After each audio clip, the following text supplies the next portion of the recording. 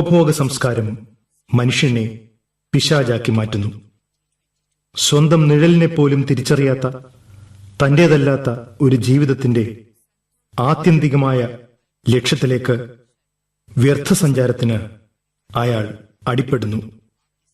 ദുരന്തത്തിലേക്കുള്ള ഒരു മുതലക്കൂപ്പ്. പണം പെയ്യുന്ന യന്ത്രം. രചന ഷിഹാബുദ്ദീൻ പൊയ്ത്തുംകടവ്.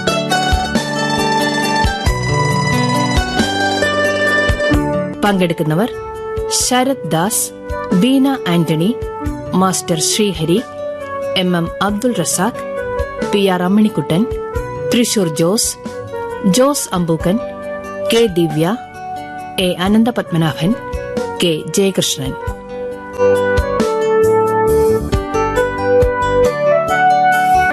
പണം പെയ്യുന്ന യന്ത്രം.